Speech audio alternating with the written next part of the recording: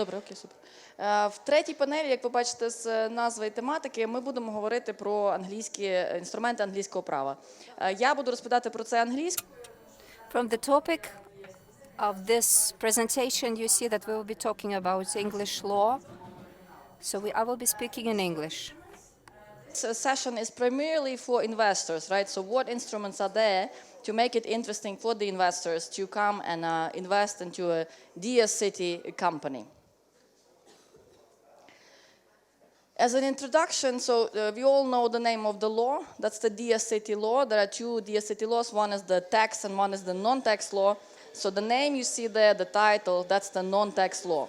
It came into effect, already is in effect, was passed in July. Officially, it's called, on stimulating development of the digital economy of Ukraine. So in this law, apart from various clauses about how you actually become a Diia City resident, what you need to do, what are the criteria and so on, there's an interesting Rozdel.ua, or chapter 6, and that's what we will discuss. You see 6 bullet points there. Those are the concepts that we use universally, right? So this is not only a question of English law, we are saying these are English law instruments, meaning they are so popular, so universally used, and usually they are used in transactions that are governed by English law. So they derive, from English law, maybe from other foreign systems of laws as well, but those are the instruments. So what I'm saying is that it's not necessary that you will have a SPA, a sale and purchase agreement, which is governed by English law. What this law, the Diia City law, purports to do is to give you those instruments in Ukrainian law as part of Ukrainian law. So for example, and this is for lawyers, if you don't have what's called a foreign element to your contract, you don't have a foreign party, and hence you cannot use foreign law to govern the contract, you presumably would still have all these instruments, and you can put them into Ukrainian law-governed SPA, and there they are for you to use.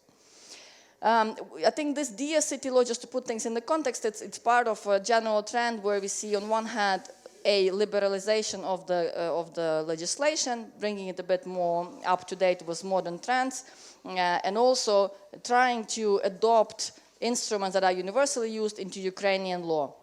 And you see 2 examples there.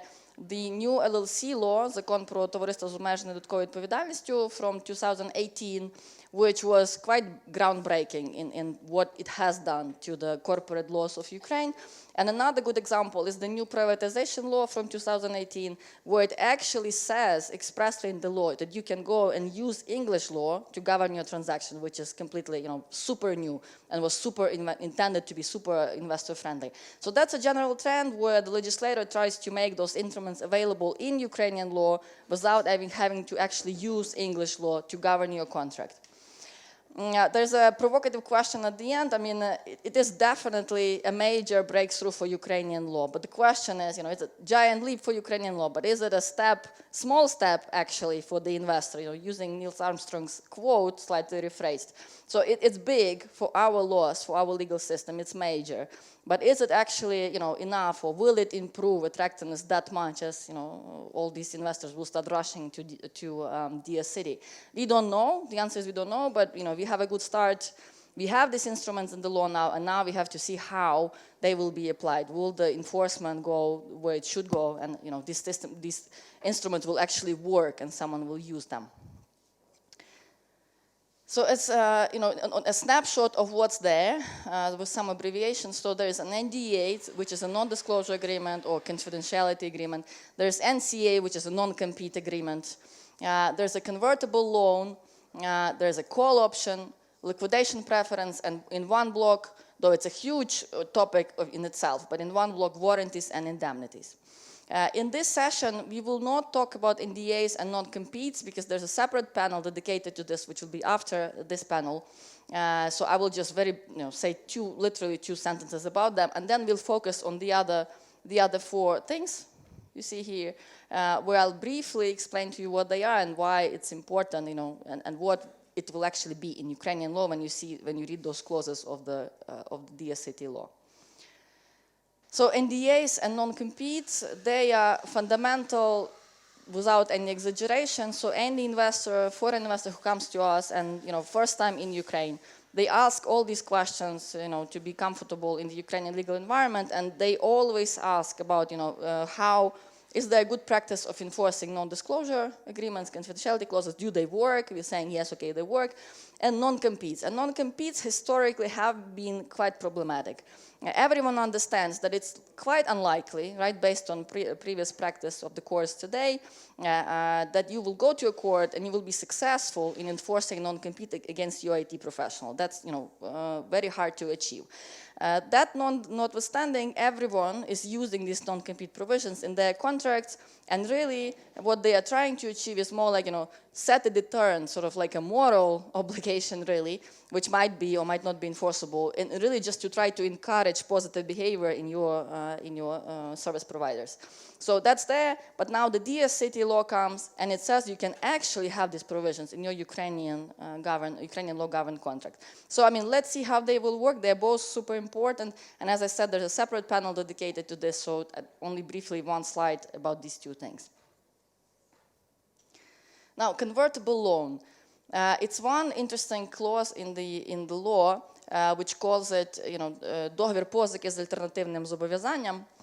What it really means is that you can have a loan agreement, and I'm using, for the purposes of this discussion, let's say that this is a limited liability company, a TOV, right? Because, that's the most popular form. It's hard to expect that an investor will come and invest into a private joint stock company. It will be a TOV, most likely.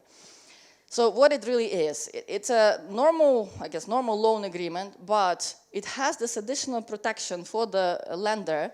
When things go really bad and you know that you will never get this money back from the company, what you could do, you can actually convert your loan into shares. It could also be not ideal scenario, because if things are really bad in the company, question mark if you would want to be, a shareholder of that company, but at least that instrument is used.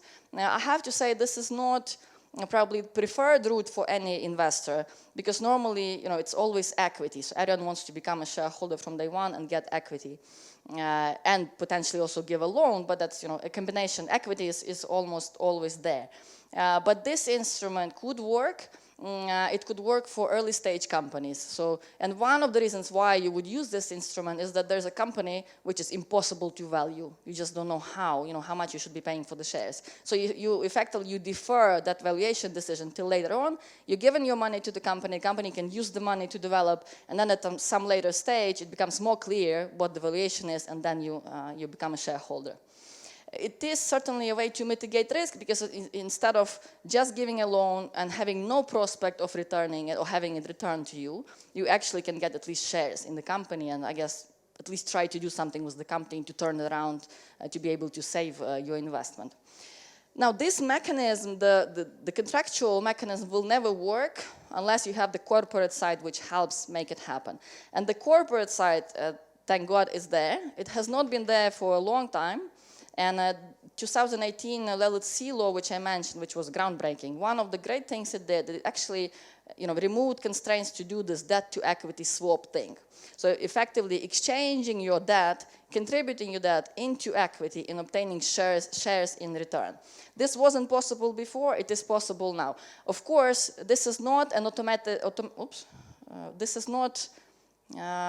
an automatic process. You cannot make it happen just without any cooperation from the borrower, because for debt-to-equity swap, you would need your usual corporate resolutions. You need to increase the capital, you need to attract the capital, and you need to pass another resolution which will approve the increased share capital. So you still need, of course, some cooperation. So this is not automatic tool which you as a lender, you will just implement and that's it.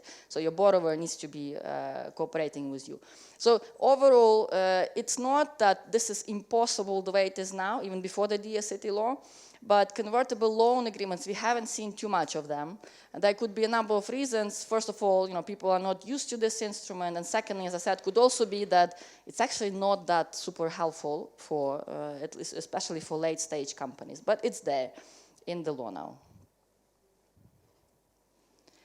A call option, that's another sort of, I would like to say, the new thing introduced, but it's not quite new, because we have the new LLC law which for 2-3 years already had this clause. I think it's Article 7 in the LLC law, which says that it's okay to have in your shareholders agreement, your corporate agreement, a clause which will say that you have, as a shareholder, you have to sell your shares if something XYZ happens, or I as the other shareholder have the right to buy or to force you to sell your shares to me. So it can be very useful in a number of scenarios, again, where there's a bit of unclarity. I, as an investor, am not sure, do I actually want to buy 50% in this company or not? Maybe I'll start with 30, and then potentially if the company is doing well, I'll buy additional 20. So that's one of those mechanisms. In any large, proper shareholders agreement under English law, most likely you will have not just the call option, which is option to buy, to force someone to sell their shares to you, but you also have a put option, which is option to sell, meaning that I, as an investor, I bought some shares and everything is really bad in this company. I want to get rid of them. I have the option to put my shares to you and to sell them to you, and you have to buy me out and return, hopefully, my investment to me. So those are the two options. Right now in the Diia City law, it's just the call option. Not necessarily clear why, but at least something to start with. We have the call option now. Liquidation preference. So there's liquidation preference and another one, which is two really important blocks. Again, we are talking about the Ukrainian LLC, so Ukrainian TOV, which does not issue shares, which does not have different classes of shares. It's important to understand. But any investor, any sophisticated investor who wants to invest at the fairly not super early stage, what they will ask of you is to give them preferred shares. So shares which are voting, carry the same entitlements as ordinary shares, but have some better enhanced entitlements in relation to a number of things. For example, upon liquidation. What it means, this liquidation preference, that if I invested $100 in a company and the company is going bust and there's $300 left to be distributed between the creditors, I, as a holder of preferred shares, after the creditors have been paid, if something remains to be distributed between the shareholders, I, as a shareholder, as a holder of preferred shares, have the right to get my money first out of the company, and only after that, if there's something remains, the other shareholders will get something. So it's a super useful instrument to have. In all venture capital transactions, universally, I think 95% of transactions, you will have this in some form or another. There could be different variations, and the Diia City law does not go into that much detail, which I guess is a little expected, but for your understanding, we are saying that liquidation preference within the meaning of the Diia City law is I get my $100 back. In other, there could be different structures where I say, sorry, I want two times my return, my money, right? So it could be what's called 2x liquidation preference. I get $200 out, and then everyone gets their money, if any. There's also a distinction between participating and non-participating liquidation preference, which means using some numbers, I get my $100 out, and there's $300 remaining for the other shareholders. If my liquidation preference is not participating, that I do not participate in the remaining 300 pro rata to my share. But if my liquidation preference is participating, then I will also take part in distribution of this $300 that remains. Again, this is just for the background, because Diia City law just talks about simple liquidation preference where it's 1x, and you just get your money back, and everyone else gets their money then. And it's very useful to have this. Let's see how this will actually work, especially in an LLC, which is a fairly simple form of doing business. And my last slide, again, the topic is huge, so it's possible to give a whole 1-hour lecture about this. Very hard to overstress how important these things are. I think one of the, if not the reason, then one of the main reasons to ever use English law is to be able to have warranties and indemnities. This is super fundamental. We have in the past, 10 years ago, 15 years ago, when we tried to sort of replicate these things in Ukrainian law contracts, we would say something like, oh, these are the things that are super important for the contract to be entered into, to try to sort of achieve the same effect in Ukrainian law that you have in English law for warranties, but clearly it doesn't, it's not quite the same. But now the legislator says to us, well, you can have warranties in your contract with a Diia City resident. And warranties are, important for the buyer, because in English law, and maybe, I guess, in Ukrainian law to some extent, Unless I ask about the problem from the seller does not have the obligation to tell me. And that's the purpose of the warranties. I ask a whole bunch of things and I get some disclosures. I get to understand what the business is like. And if the seller tells me, I have excellent product which does not infringe anyone else's intellectual property rights, the seller gives you this warranty. And then post-closing, once you buy the company, it turns out to be untrue, you have the right to come to the seller and claim your damages. So that's warranty in a nutshell. In indemnity is even a stronger protection, which is really just an obligation to pay. The seller tells you, there's this litigation, I don't know the outcome, maybe it will be in my favor or not. And you say to the seller, oh, good, give me an indemnity. If there is some damage or something I suffer, some cost, not even damage, any cost, as a result of this litigation being unfavorably resolved, then I have the right to make a claim to you. So again, until the Diia City law, they were not in Ukrainian law at all, completely foreign to Ukrainian law, and now they are there. And it's a question of how they'll be interpreted. My take on this is that overall, it's a major change in Ukrainian law. It has to be seen how the practice will develop. Will actually anyone use these instruments and what the courts will say? So very briefly about this, if you have any questions, I'll be happy to take them either now or after the session. And at this point, because we're running a little behind, thank you so much for your attention. And I want you to listen to us. Thank you.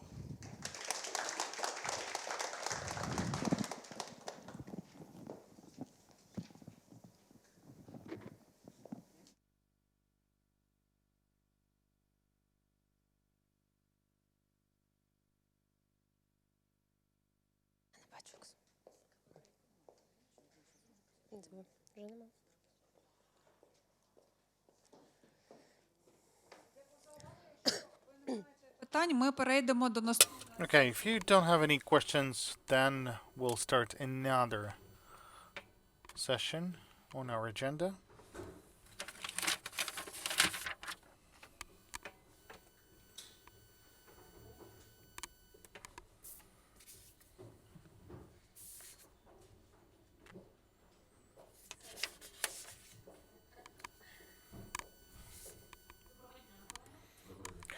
Hello. We're just waiting for our presentation. Konstantin Vasyuk. Hello. We'll start with the panel number 4, and we'll have Konstantin Vasyuk, the Executive Director of the IT Ukraine Association. We have Oksana Bulba, the head of the legal department at Lux of Ukraine. And my name is Lyudmila Lapchik. I'm the senior lawyer at Radcliffe and Partners. I would like to start our presentation right away.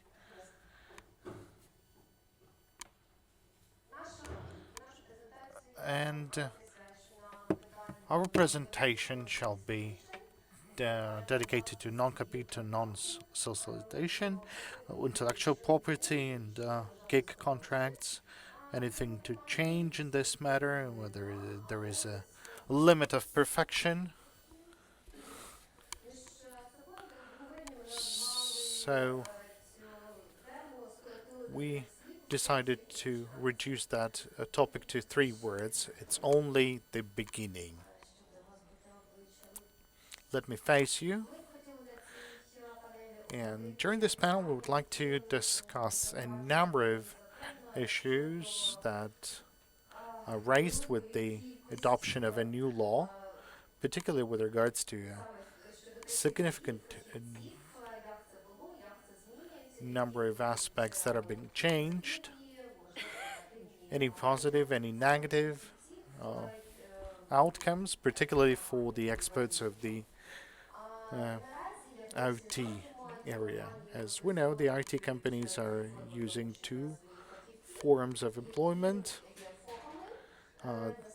There could be contracting the entrepreneurs, and currently over 90% of the employees are cooperating with the IT companies by means of contracting the entrepreneurships. And then the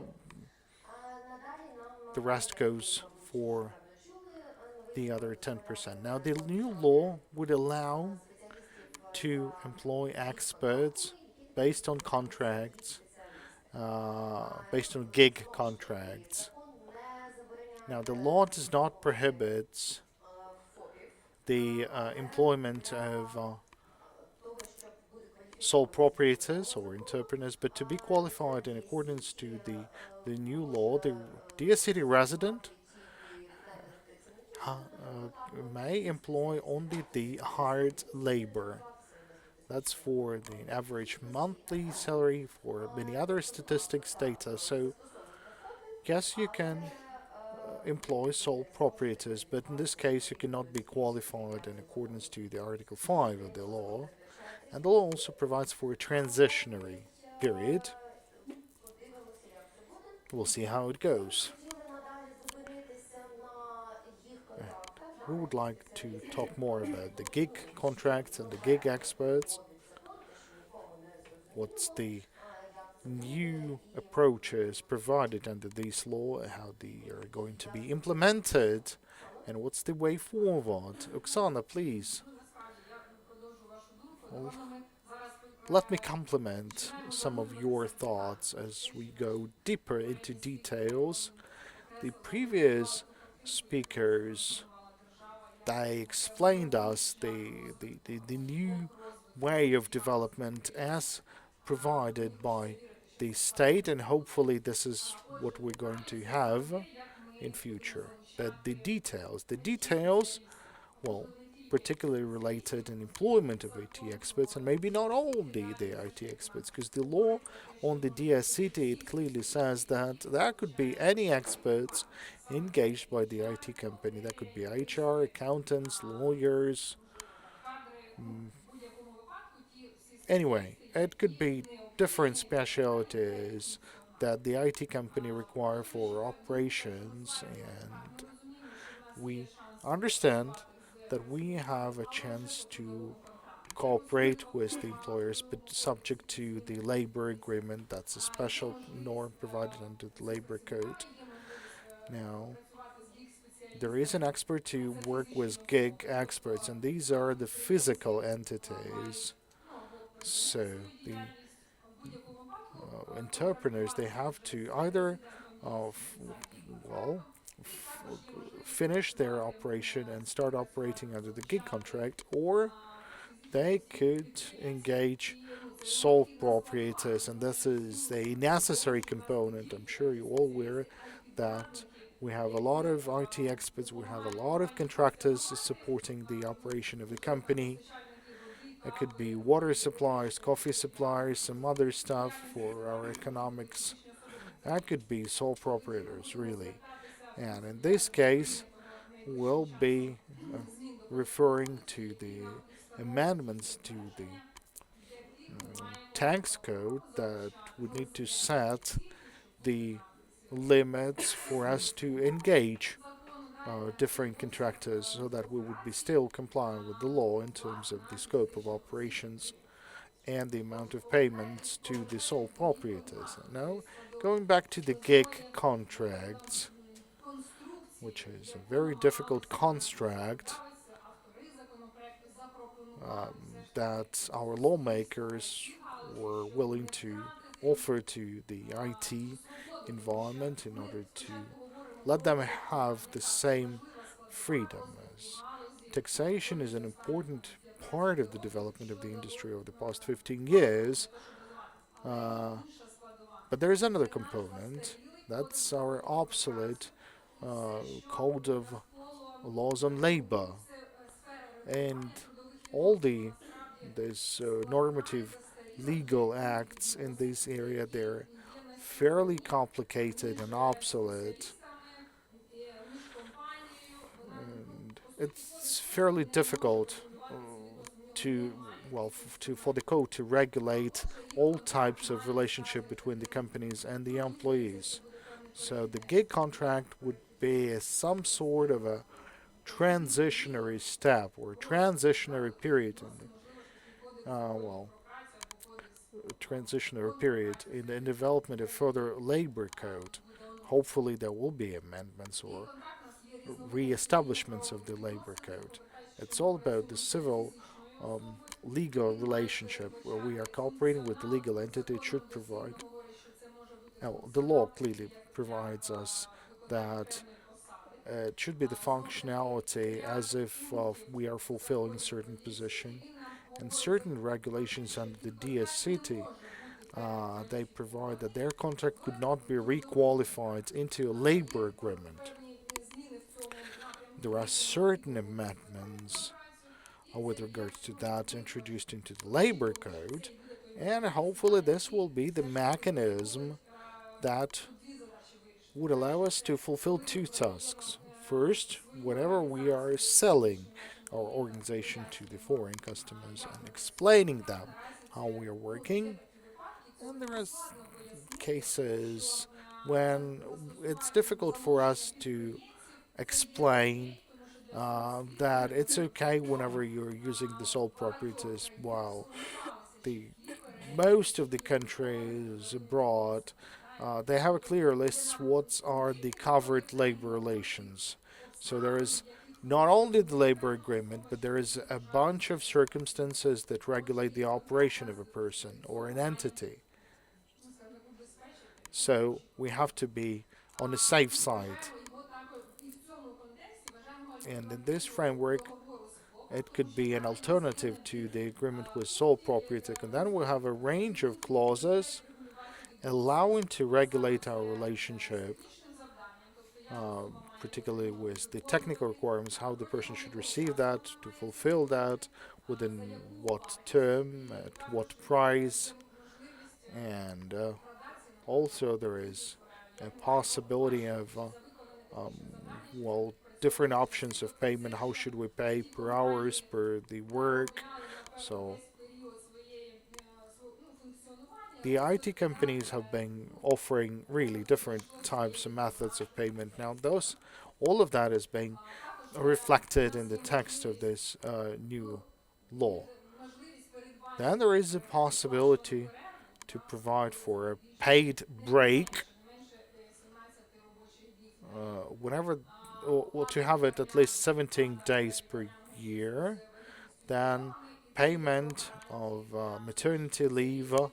That's a guarantees for our experts, asking us a lot of questions.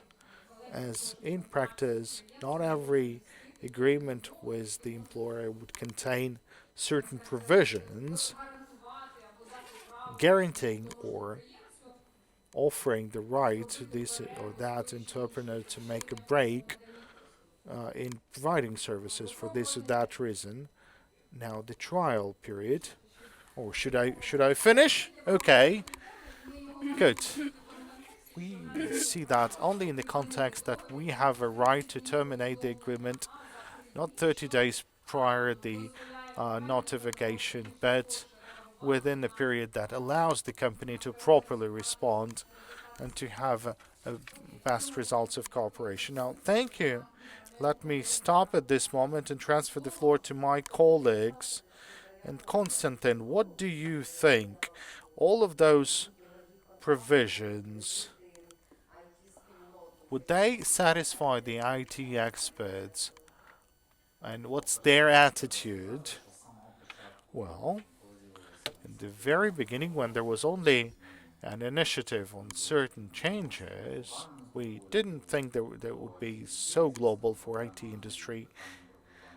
Of course, the issue of regulating all these relationships with private entrepreneurs and other companies, it existed for several years. So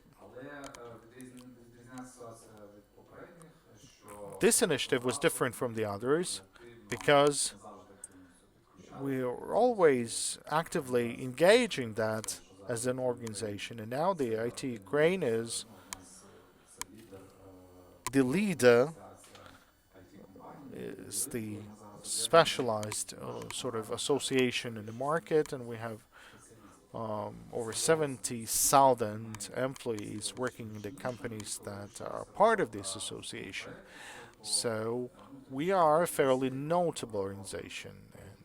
And when there was a reform of the taxation system. We've joined the process from the very beginning, and we are participating in the working groups. And this draft law that we have, already one was already approved, then the second one related to taxation is being considered right now. They're being properly developed by our experts. They're appropriate for the market players as the alternative business model for commercial activity of the company. Once again, I want to say that those provisions that we've just mentioned, they are fairly logical. That's an evolution of relationship. And as mentioned in the law, there will be some other regulatory acts based on this law, and particularly the registers and the procedure for um, becoming resident of the Diia City. This is something that we're going to engage as well. But answering your question, I would say that as an industry, as an association, we can see that as an alternative option, which is which is possible, which is acceptable for the interested parties. But there will be no actions against the active entrepreneurs or active companies. This transitionary period that is mentioned in this law, which is like 2 years, and then there is a limitation in terms of the percentage rates. We have service suppliers, we have cooperation with the sole proprietors that will continue in future, that transitional period. That's something that we managed to succeed in promoting, because there were other options with regards to the trial period or transitionary period, so that there will be a greater level of trust. Now there is a lack of trust to the government, to any of the projects, and it's not specifically for IT industry. With all the markets, with all the circumstances at the external market, at the labor market, we understand that having additional risks in the form of additional draft laws, this is something that we don't need. It's not going to be for the sake of the business. And those figures that were mentioned today by the association, we have some other some hours, or like indicators per expert, per data bot, and things like that. In one of the comments, it was mentioned that the outsourcing is being increasing, but the product is not being developing. And the industry is growing, not because the state is helping, but because that trend started like a couple of years ago. We don't know for how many years this growth will continue, maybe 2 or 3 years, and we have to be ready. So 2 or 3 years of transitional period is fairly okay for us. We haven't supported something, then we do have an official position why this is happening. We are currently saying that those are acceptable provisions in terms of these alternative models, and we should keep on working with that. So it's only the beginning. Thank you, Konstantin. Another question is with regard to gig contracts. Oksana has already shed some light on that, but it's also a point to promote Diia City and the account on Facebook on the site of Diia City.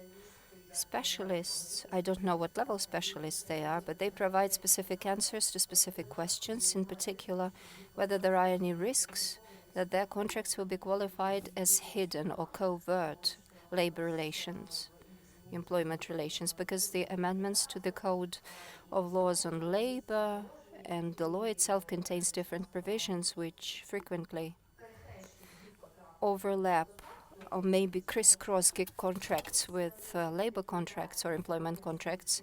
And the Ministry of Transformation begins to provide answers to that, and there are a lot of interesting questions.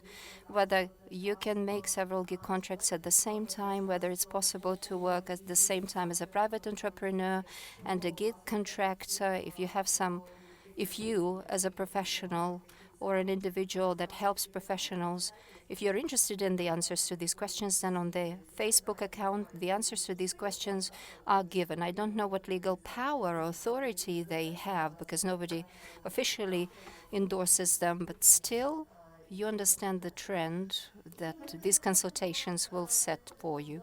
And now we are moving on to the new issues, just as the previous speaker, my colleague Zariana, mentioned, because the law contains these days some interesting provisions and clauses.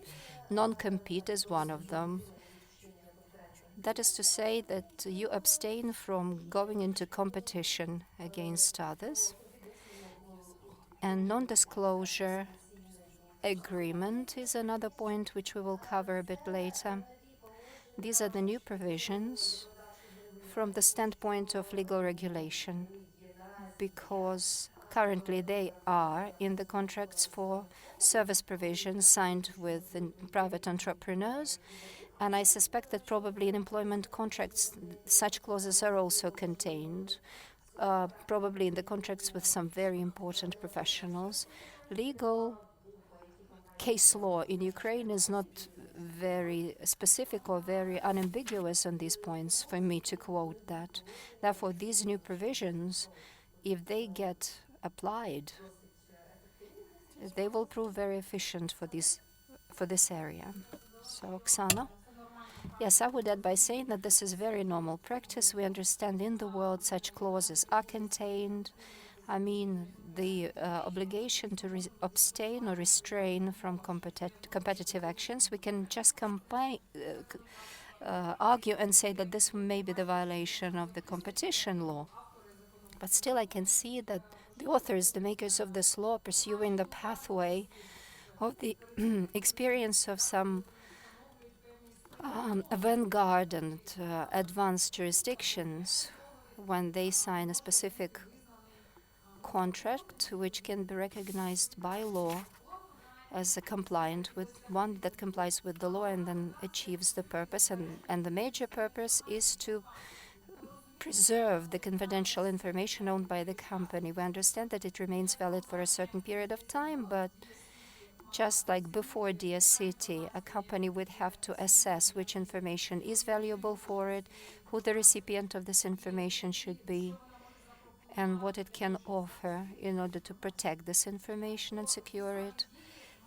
By the same token, the same actions will have to stay in force, because I'm not a proponent of arguing that non-compete clause has to be added to whatever kinds of contracts with private entrepreneurs or any IT specialists. To me, it seems that this is not valid enough. There's not enough practice. The company itself will have to make a reasonable decision. Concerning case law in Ukraine, court practice in Ukraine will eventually prove to us how we should interpret this and how to expand the practice of signing such contracts with all our colleagues, or maybe with just a select number of such colleagues, and include their non-compete clauses. I would like to remark that as of today, the law very explicitly writes that non-compete agreement has to be payable. That is to say that the individual is entitled to fair compensation for his or her abstaining from competition. And the second provision, in addition to having specifically defined territory, specifically defined term of validity, everything has to be very well reasoned. It's not just a whim of the company. And another important point to say that violations or infringements of such obligations on non-compete clauses, compensation is also provided, that the professional will have to pay this company if he or she violates this non-compete clause. How this is going to be implemented, at the moment I don't know a certain court decision that would successfully enforce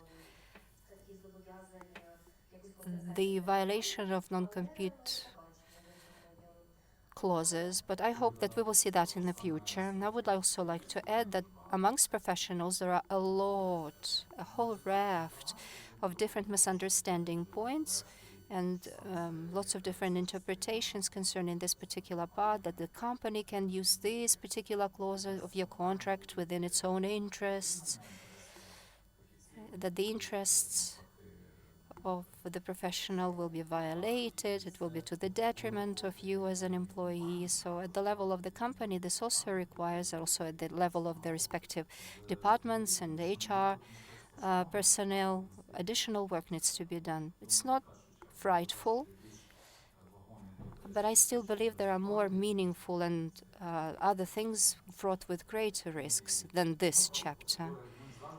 But we are always afraid of the stuff which is dark for us, black box. But at the same time, this comprehensive change also requires comprehensive approach in terms of training, upgrading the knowledge and awareness of your employees so that people are confident and they can concentrate on their obligations rather not on how the company will twist their arms. So this is my comment. So I don't have many reservations. And once again, in order to protect the interests of the professional, the law offers also a new other article which guarantees free will when signing a contract, when concluding an employment contract. Once again, so this is non-compete action. So if a professional works according to the gig contract, by the way, this non-compete and non-disclosure agreements cover all professionals, both gig contracts and employment contracts. It's end-to-end, and if a professional doesn't want to sign the non-compete, this cannot be the reason to terminate labor relations with him. It's explicitly written in the contract. But once again, how it's going to be enforced, it still remains to be seen. But again, any dispute based on such relations can be taken to court of general jurisdiction, and then the court will see about that. Talking about non-disclosure agreements, well, we have slightly touched upon that. We would also like to say that this agreement must be specifically defined, the list of points which make this commercial, secret, and confidential information. Everything has to be very clearly defined, just like many other provisions which are part of this law. Getting back to our previous discussion when we spoke about the fact that the law protects both the interests of the residents of Diia City and employees, we can never identify that everything is prohibited for disclosure. On the contrary, things have to be very clearly defined and written and set out which provisions this non-disclosure agreement covers, which restricts the rights of the professional respectively in which particular area. Well, we are running out of time. Let me just once again add that the prudent approach of the company in terms of it protecting its own confidentiality will become the pledge of the success. This is the toolkit available universally in the world. It's just something that has been added to the legal area, to the legislation, because previously we didn't have this variety of contracts, and we as lawyers would have to add something to the previously existent ones. So once again, we expect you to act prudently, judiciously, and I hope that this will result in correct legal practice. But that's again remain to be seen. We've just been talking about protecting the interests of the company, the interests of the employees of the companies, or the specialists employed by this company that interact with this company in different ways in legal terms. At the same time, there is another concern that a situation may occur, at least there are such risks, when part of the company will become residents of Diia City, whilst others will not be residents in Diia City. So perhaps this protection of the company and the protection of the employees' interests from the standpoint of the country may be differentiated. There may be discrimination.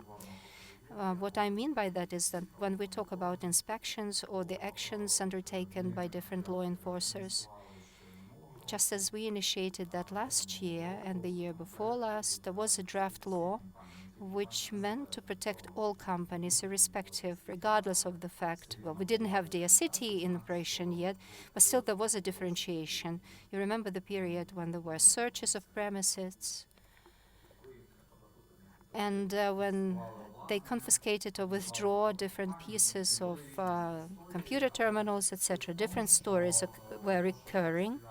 But the point of the story is that in order to resist and oppose possible abuses on behalf of the law enforcement agencies when they did any kinds of inspections of the kind, we had a draft law, Mask Show 3. So this was the third installment of this draft law.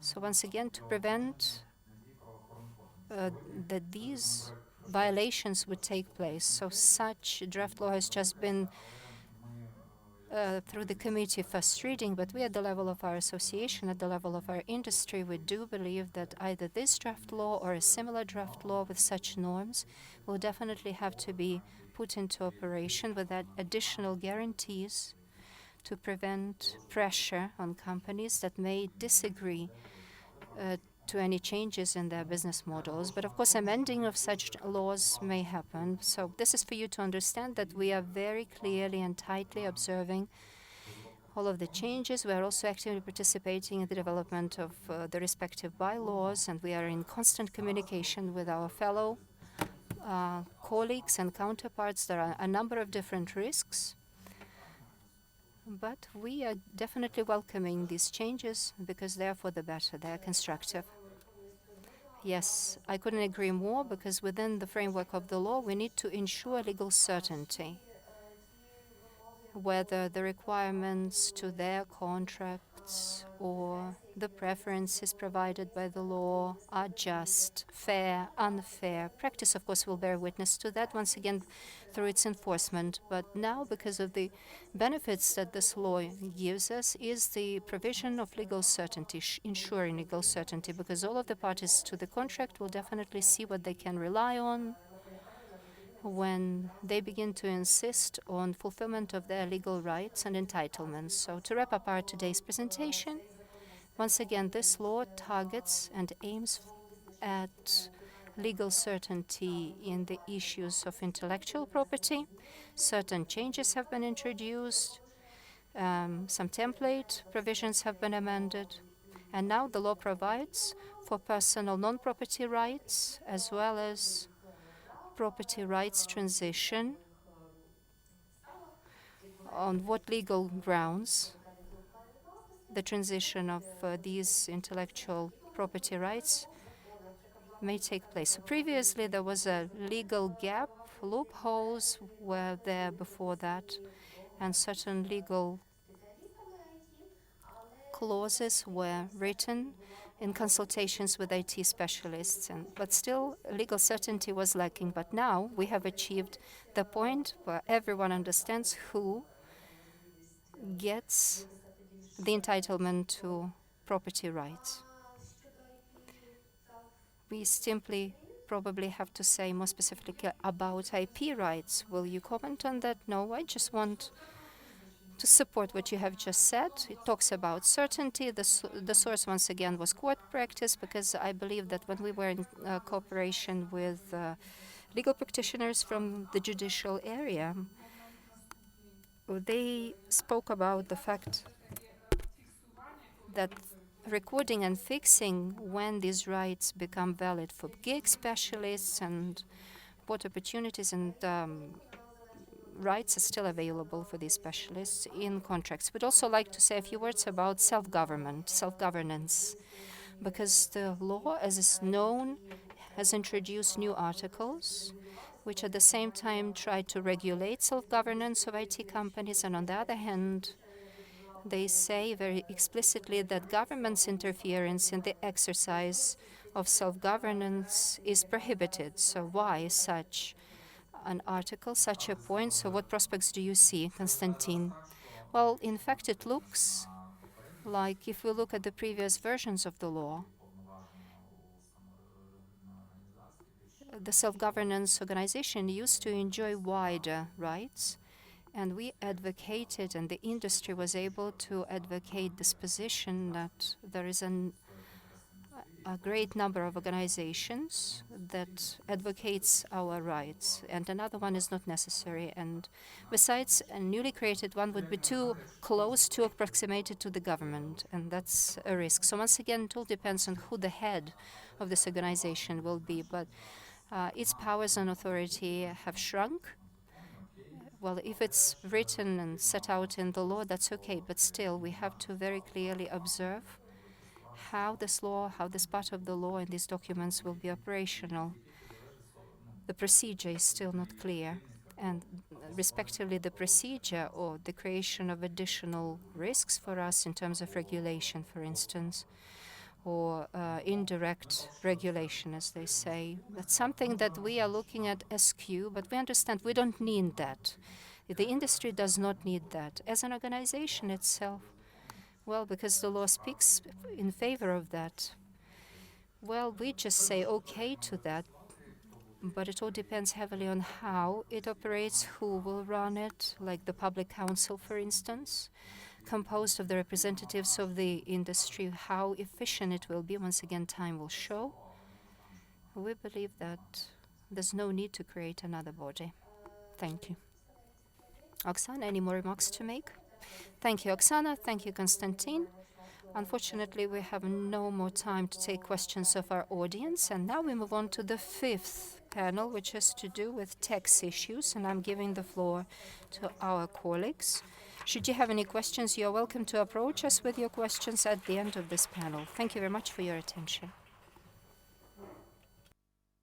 Сподіваюсь, було цікаво. Доброго дня всім ще раз.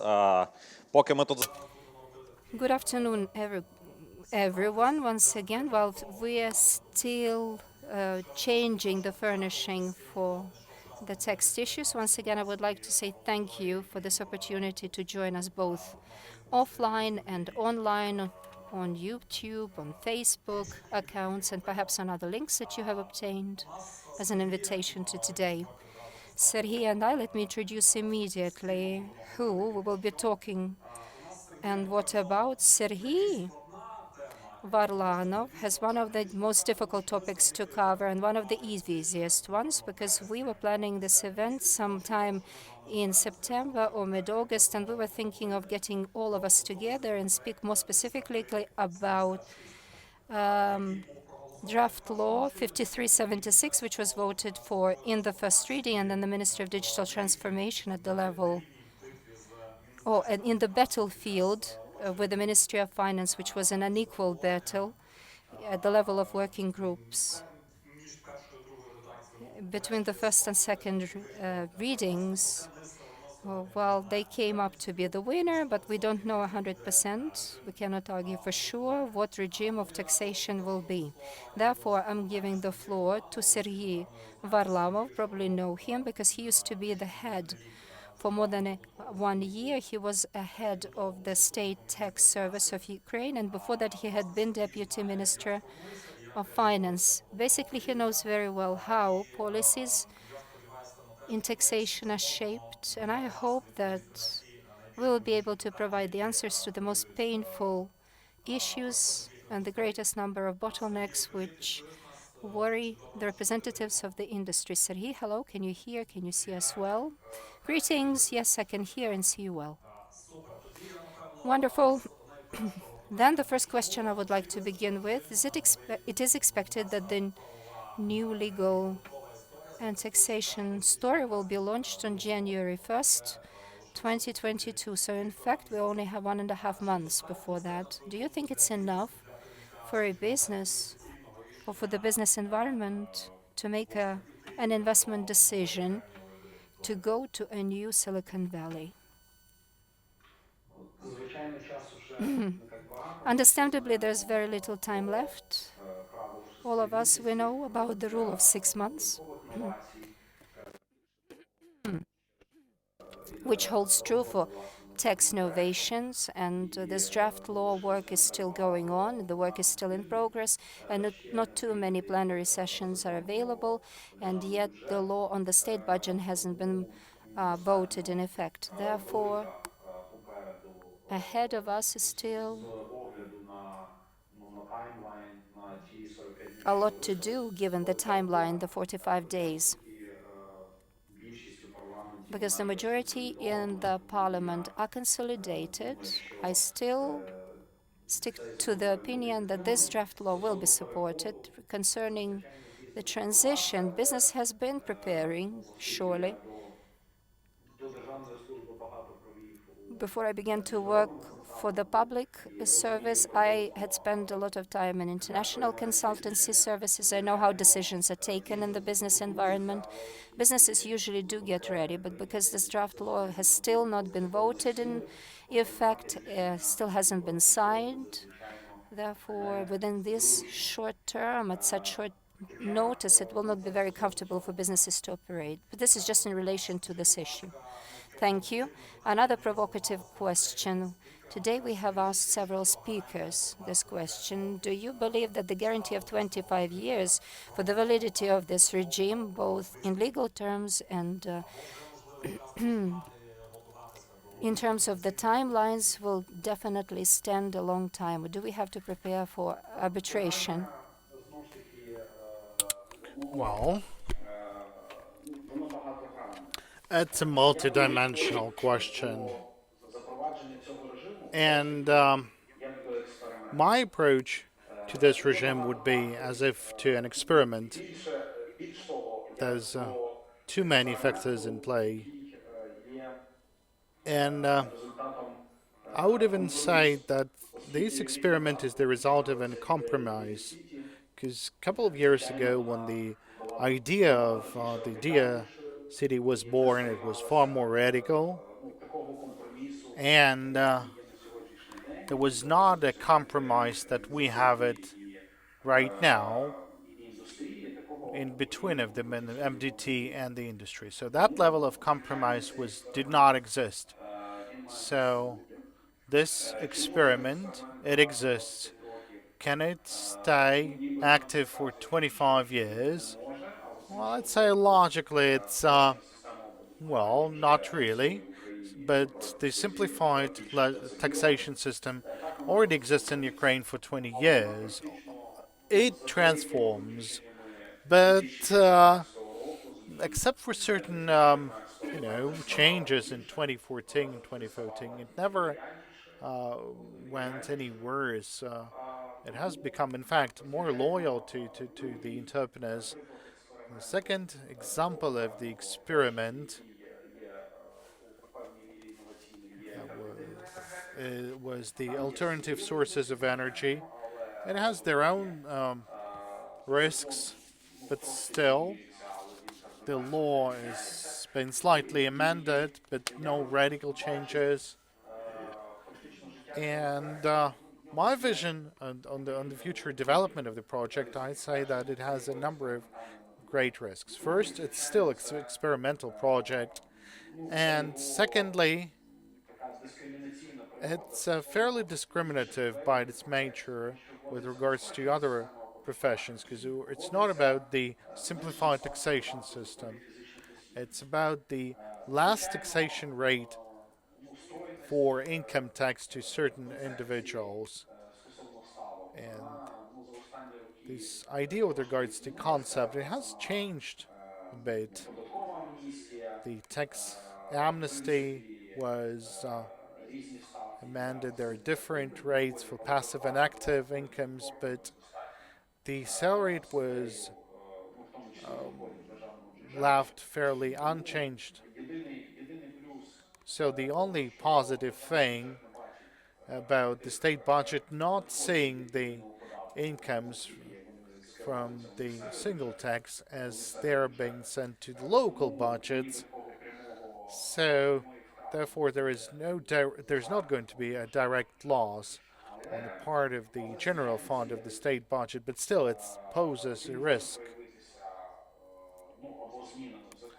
and can result in certain amendments to the law or certain decisions by the Constitutional Court or other courts, but this risk is not new to Ukraine. People live with that. So, should you be asking me whether this law will stay the same in 25 years, then I'd say no, there will be changes to this law. But whether this experiment has a great chance of success and remaining solid and to live its own life as it is for sole proprietors, yes, I have. Yes, I think it has a chance. There is a substance. There is an industry. It's not the industrial parks that you need to construct from the scratch. It's not the mythical points of development. You can name them all. You can take quotes from an interview of a former vice prime minister who was dismissed recently. So it's not the ideas; it's a sustainable idea because these ideas based on the industry, which is generating a significant portion of the Ukrainian GDP. A lot of people are employed by this industry, so a decision is having a lot to do with a lot of people. And it's going to be very difficult to change something in that matter. Well, according to the last and most valid calculations for the share in GDP and in foreign currency transactions into Ukraine, over the 3 quarters of this year, over 4.5 or 4.8 billion of USD were transferred to Ukraine is coming from this sector. So still, it's a fairly solid data. We all understand that the model or some sort of all-round support to sole proprietor, it worked. It was legal. It is legal, and the state was not receiving too much out of that. That's an interesting question. It's all about the risks of requalifying the relationship with the sole proprietors. But should we refer to the past and the future projects? How do you think? It's more going to be of a political guarantee, but still, the old periods they will remain politically untouched. But what will happen to those who will take a decision and not become a resident of the Diia City and who will stay and watch its developments? Is there any tools within the state tax service or the state employment service to properly substantiate the legal positions on legal qualification, particularly in the post-COVID time when there is no co-working, when you're not able to go and question anyone? Yes, the situation has changed, and the topicality has been reduced a bit. Speaking about the tools available within the state authorities, let's look at the facts. As we've mentioned during the previous panels, there is no established court proceedings. There's certain gaps with regards to legal position. Among the tax services, they have certain provisions with regards to how to do the inspection. A couple of years ago, there was an attempt to produce mass certificates of inspection like that.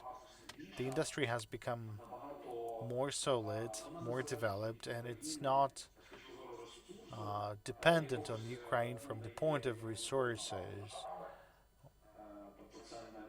So it's not related to any soil or any fossil fuels or any minerals or anything like that. So there's not so much tools to have an impact on the industry, and it can come up with an argument that we will all leave the country and nothing else. So it's a difficult story. And therefore, I do believe that the risk with regards to the previous periods will not aggravate.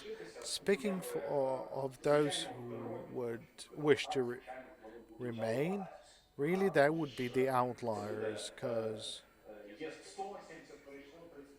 if there is 100 and 30 of them or 70 of them have already joined and 30 have not joined something, now imagine what will happen to those 30 and to those 70.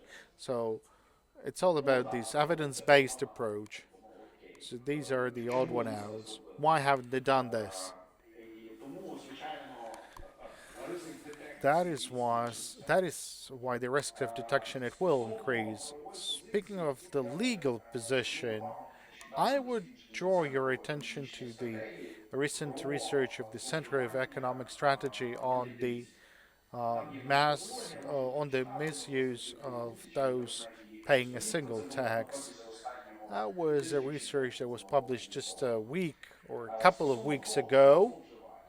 Now, speaking of those who commit this misuse, it's all about the sole proprietors of the second and the third group. It's working in the field of retail or food supplies. The IT or legal services, they are rendered without any significant cases of misuse. And to the left, you can see a scale that, like 1, 2, 3, or 4, that's the level of misuse. So the restaurants and retail at second or third category, they would be having fourth to fifth rank, but the IT services, legal services, consulting services, now that would something that would rank to like 1.5 to 2.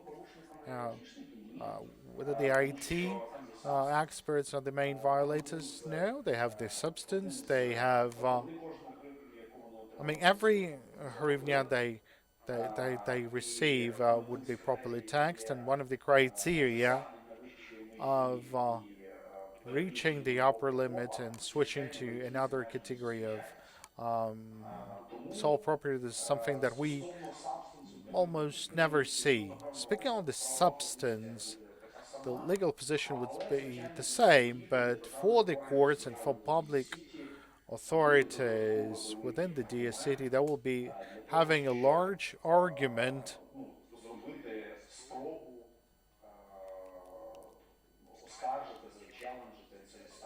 in terms of challenging this status quo. So definitely the risks will remain. There will be more material, more real, and the level of detection will increase, evidently. Well, starting from the 1st of January, the industry and we, the lawyers, the experts, and the whole country, they will be born in a new IT reality. And can you tell us this today's framework law and the draft law on taxation says that only the MDT can verify the compliance of the criteria for residentship. And then there could be a post audit, meaning the audit report. And should we expect the attempts of the taxation authorities to question the compliance of the company to different categories? Because that's a significant legal or tax benefit. So maybe the taxation authorities would try to question those tax benefits. Look, I want to share with you a story and share an experience that I have with regards to what is the state governance and what is the delimitation of powers on authorities. Now, so that's something to the left and something to the right. To the right would be the capabilities of certain state authorities to fulfill the functions. And we took this path in Ukraine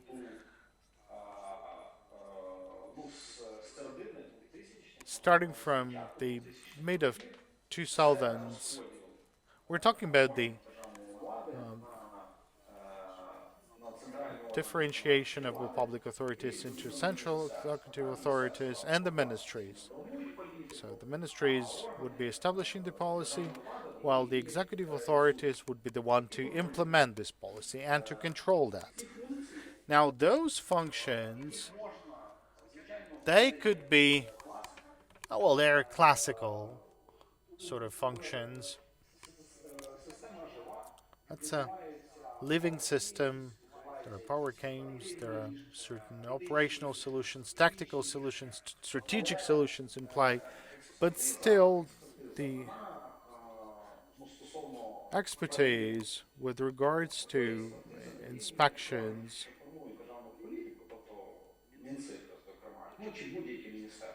speaking on the MDT or any other ministries, there is no such expertise because they've got different objectives to fulfill. And speaking on the self-renewed threat, that exists as well, meaning the agency that came up with the policy and then starts to verify the compliance with that policy. Now, in this case, that ministry is becoming engaged and is unable to make an inadequate decisions for, because this ministry is going to be biased or that agency is going to be biased.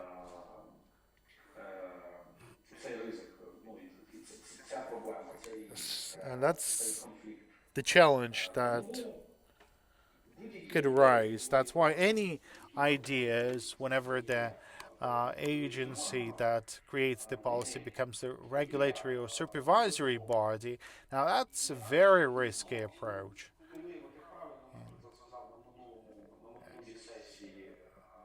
During the previous session, the representative of the industry, I think Konstantin, he was absolutely right to mention that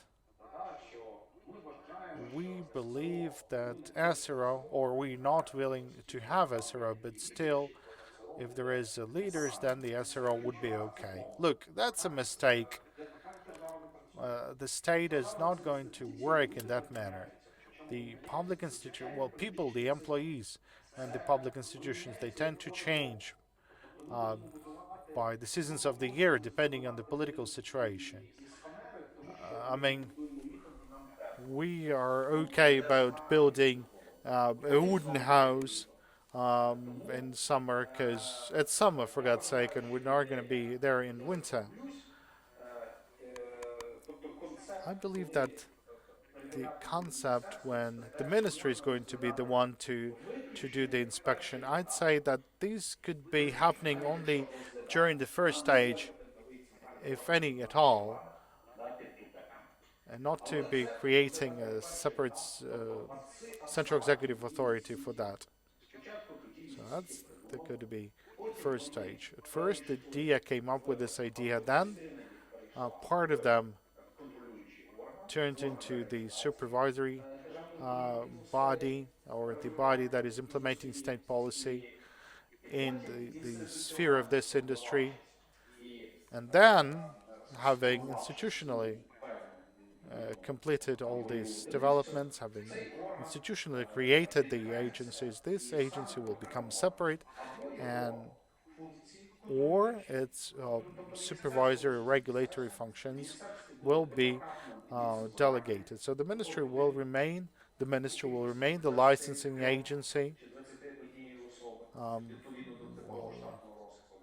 It will have 22 or 23 employees, and according to the stipend table of the Ministry of Defense, while the supervisory function will be delegated to the state authorities entrusted with the service. It's either the state taxation service or the state labor service. Now that's my vision, and since this is the natural development,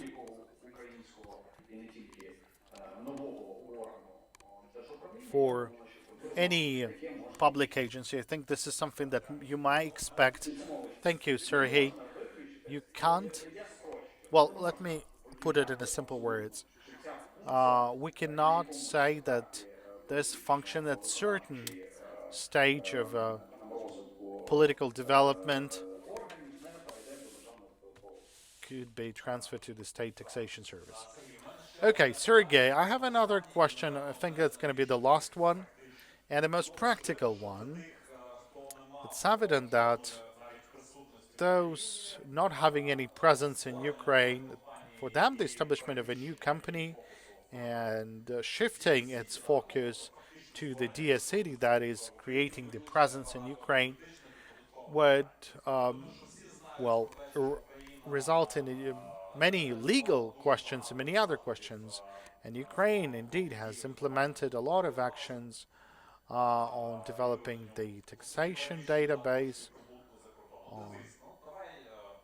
But still, as an example, for example, I'm having a good startup with my friends. We've came up with the new Hyperloop. And so we've decided to establish the Cyprus, like Malta company, C Corp, for example. So we have some sort of a company we're supplying reports, but our 30 to 50 sole proprietors are still working here. So in the frames of this Diia City and the legislation that is about to be approved, just wanted to remind that the taxation service would have new levers and new tools that they can use, particularly with regards to identifying the permanent place of residence for a non-resident that is concluding contracts, or declaring certain foreign company Ukrainian ones. That is why all the revenues that I got from Malta, they will become subject to, well, the taxation efforts in Ukraine. And we also have rumors that the Ministry of Finance and the State Migration and State Taxation Service, they're already thinking how to use these new tools. So your vision on the on the future scenarios is every R&D center, any structure that we have in Ukraine, particularly if it's being under control of the foreign element, would that structure be under risk? There is always a risk. Risk is always there. First of all, some 10 years ago, in our tax code, this article appeared, this norm about constant representative officer that has to be based in Ukraine. It kept transforming, lots of translations were added, amending. Then a large law followed, which spoke about BEP steps, and now the steps for further implementation. It isn't so simple and easy. When my team was in the state tax service, naturally we had our own R&D center where we would work with Golesa and MIF with their technical missions from the standpoint of how these things should be done properly, because the ideas were like, we have so much on our table, so standing representative offices is something unrealistic. But everything was pretty simple and easy. The recipe that we came up with was accessible, but this simplicity has stopped serving its purpose, unfortunately. So new approaches have to be employed. Because just as you have rightly mentioned, nowadays in your office, people will not be sitting there from 9 to 5. They will be working according to contracts. They will probably never be seen in your office, where there will be only 5 employees working on a constant basis. That is to say, there are multiple options available. So this risk holds valid for all businesses, and year in and out, it will get more and more tangible. But sooner or later, the state tax service of the Ministry of Finance will get to the point of tackling this issue. Although the work on these representative offices is more to do with ideology. because a standing representative office should be operational by the bodies that deals and engages in investments. This is from my personal standpoint, and therefore the state tax service should not replace this agency or body whose function is to assess the possibilities of the would-be investment and the maturity of these organizations. There is a concept when a mature business cannot and should not hold its standing representative offices. In some countries, in the Czech Republic and some other ones, there are certain terms specified when these representative offices should be there, standing, non-standing, and how this transformation takes place. So this BEPS issue, I think, once again, I am under the impression, and I'm bringing my run to a close, that the situation is crystallizing. First of all, the exchange on CRS will become the first break point. And this is when the state bodies and the country, the government itself, will have enough material and content to say that tax residents of Ukraine are beneficiary owners of bank accounts for such and such institutions, at such and such institutions, and accordingly, having this thesis and verifying the validity of this thesis from different institutions. Once again, checking whether this person is a resident or a non-resident, or whether this person is out of the Ukrainian taxation, and whether they are on a special registration at consular offices abroad, then that will provide us with some serious additional arguments and facts to radically and drastically change our approach concerning the standing representative offices. Otherwise, we will stick very much to today's practice of inspections when you don't have a certain entity within your country and that cannot be verified. Once again, law enforcement agencies are to deal with that, but tax inspection is not up to it. They are not authorized to do that, these bodies. Okay, thank you very much. Before I give the floor to the audience members, still I would like to ask you a very brief question. Your recommendations to the first residents of Diia City from taxation point of view.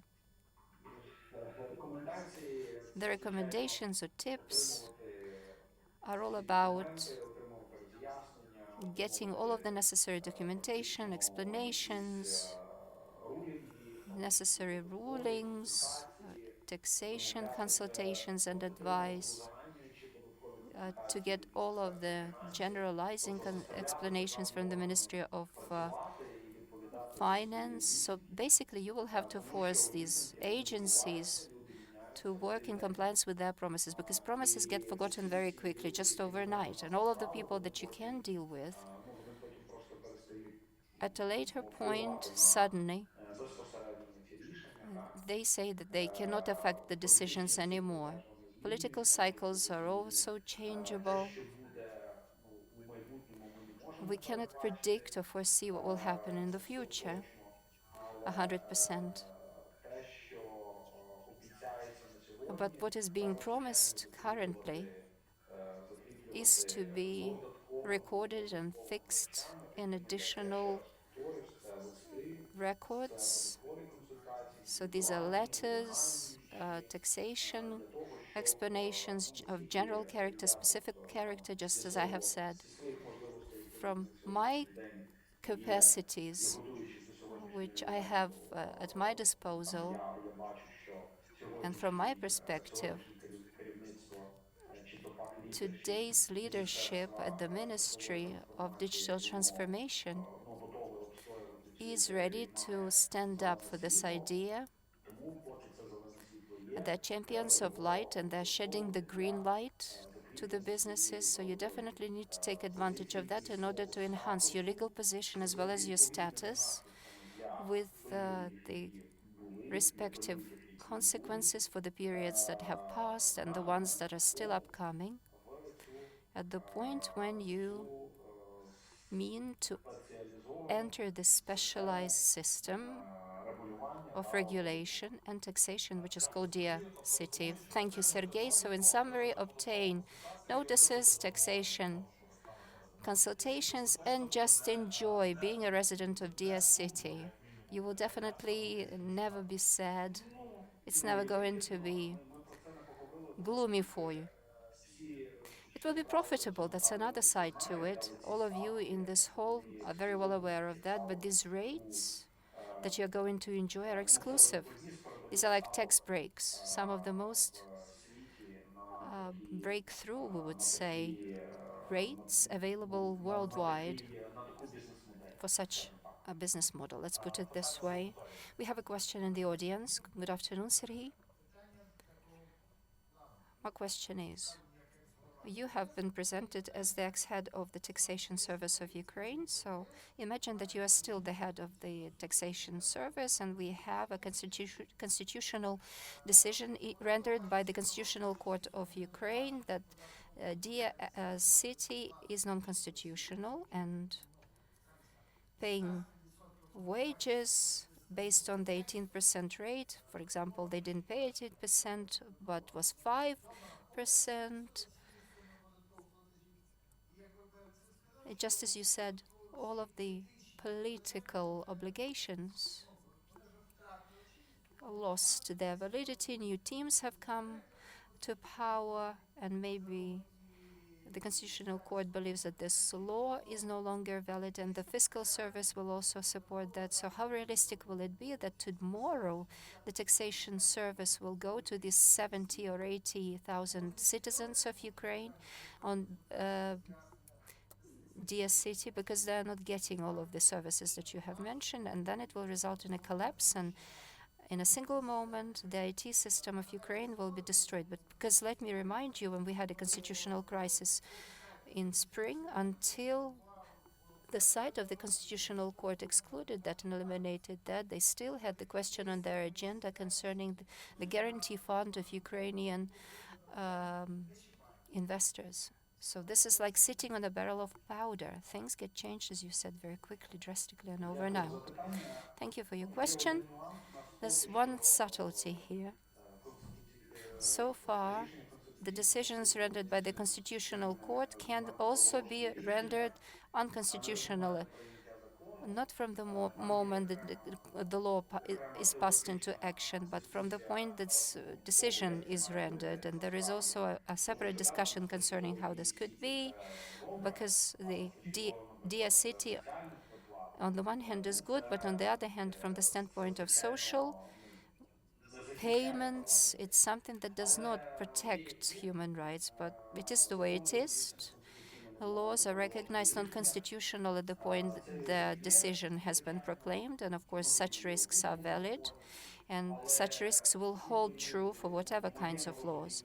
But these periods, from my understanding of the legal system of Ukraine and the legislation that holds true for Ukraine, the periods that will be regulated by the law on Diia City until it has been passed into effect, I mean, until such a decision of the Constitutional Court has been taken, they will not be well reasoned, because until now the Constitutional Court has already developed its own position about NABU, for example. They have developed an approach at the Constitutional Court that at the same time they recognize it constitutional, and they give dispositions to different executive authorities to resolve this issue in a legal way. So if this law is recognized as unconstitutional and wholly, or maybe some clauses of it, and what law as a follow-up the parliament will approve into effect, no one can know that for sure. Such examples of taxation, when we do it in a backward way, when rules are changed and amended, especially if we talk about direct norms of application, I cannot recall anything of the kind. Therefore, basically, we can understand that until the law is still in effect, these periods are well secured and protected. And Plan B, if we see that if people are against Diia City law, then we all have to pack up our stuff and go down to the center of the city and picket against it. Another question, there is a part of IT industry which works with distributed teams without registering their companies in Ukraine, without registering their legal presence. And part of these businesses, let's put it this way, is it with private entrepreneurs? With entrepreneurs, but the private entrepreneurs get their money directly from their contractors from abroad. So parts of these companies can have the signs of constant representation in Ukraine, others not, especially now that we have COVID situation and a lot of such IT companies work with freelancers. So my question is, if we anticipate that there will be that the tax pressure will be enhanced, especially put on those and exerted on those who don't go on Diia City. These instruments for detection, perhaps if 120 or private entrepreneurs will get orders from the same contractors, how many such instruments and how effective are such instruments of detection with the tax service of Ukraine? That's one question. And the second question, if there is such a company working with private entrepreneurs directly abroad, and they decide, okay, let us register a company here because a lot is done here in Ukraine. They come on Diia City and they say, well, hello, here's how much you have still to pay for the 3 years of your previous existence. How high are such risks? Well, both the first and the second risks you have mentioned, from the standpoint of the tax inspection, it's an executive body, and they act in a manner provided by law. Once again, this is an old discussion, and it's characteristic not only of Ukraine. It's typical of other world countries likewise. And I will just share with you about different mechanisms which the tax service uses in this regard. The government, the state is sovereign, as well as other states that enjoy their own sovereignty. Ukraine as a country cannot tax residents or oblige residents, I mean foreign legal entities, or tax, or rather force such non-residents to register their representation in Ukraine in line with current legislation. Therefore, these risks that you have mentioned, both the former and the latter ones, are still there, theoretically speaking. We can continue theorizing and coming up with some more scenarios, but still, if some officials come up with an act of this kind and they win their case in court, it will be very difficult for the detectives from the state prosecution office to argue against that, because everything is going to be very plain and simple. Because at our conference we are sitting and making theories, but that foreign company that paid funds to Ukrainian private entrepreneurs, was it registered in Ukraine? Was it an entity of taxation law? No, it wasn't. Therefore, how can we put taxation on it? Because taxation is only incumbent on residents, and residents have to have their representative offices within the country. The second part of your question is more interesting, yet the law has no retroactive force unless you are an entity of the Ukrainian legislation, and if you are a non-resident, once again, you cannot be taxed. This is my understanding from your spontaneous question. This is my spontaneous impromptu answer, but this is what it seems to me.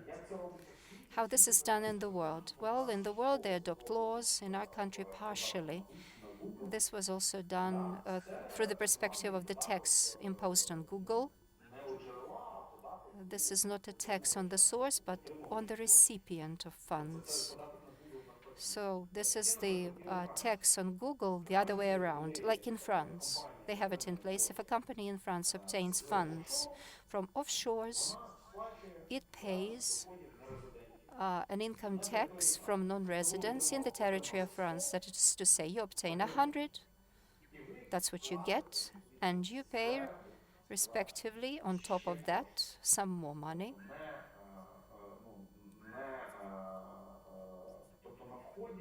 At the entry point, taxation is placed on this money.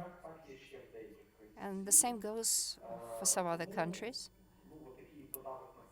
So this tax in reverse happens. The recipient becomes the taxpayer. They write what kind of sources they have. Source A, it's an offshore. Source B, it's additional jurisdictions. Source C, non-payers, etc. And after obtaining funds from these entities, you become a taxed object in relation to these non-residents. And of course, your taxation obligations grow. These are complicated ideas which are once again discussed separately. And I have taken part in the city of Paris twice or three times on these points, including digital economy and tax on Google and global digital tax likewise. So all of these global tax issues are processed respectively. These are autonomous also notions when the country itself comes up with a way how it will proceed along with these issues. But the world would also like to develop these global concepts, but that G20 still is doing this work, and the minimum obligation is 15% of the corporate tax. This is the part of this work in progress.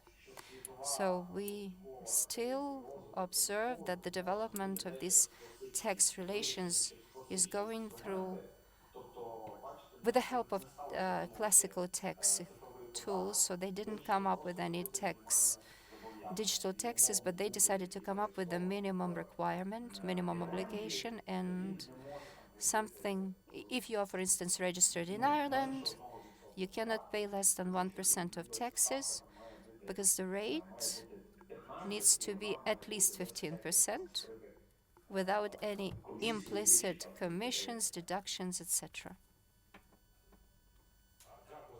Thank you, Serhiy. We are going to bring it to a close. Once again, on behalf of the audience, both online and offline audiences, I would like to thank you for making time and communicating with us about these really difficult points, because starting with January 1st, 2022, a new legal and tax reality lies ahead of us. Once again, thank you, and I hope that we will still have another opportunity after this tax draft law is voted into effect overall. So, dear colleagues, once again, thank you for coming here today. Although we are in the red zone, but in compliance with all of the requirements, we have been able to come and listen to the position of the government in the person of the Deputy Minister of Digital Transformation and big business representatives and representatives of product and service provision companies. I sincerely hope that in a year's time, for example, we will still have an excuse, a reason to get together again on Diia City and to share success stories. And I hope these will definitely be success stories, but not the successful successes that we get to hear quite often about. And I understand that this pathway will definitely not be an easy one, but I sincerely wish for all of you to find the right roadmaps. Once again, thank you very much indeed. The questions that may not have been answered on chat, during online broadcasting today, at least we will try to identify those that have sent these questions to us, and we will ask our speakers today to provide the answers to these questions. So I would like to wish all of you to have a lovely Tuesday and to have a fantastic working week ahead.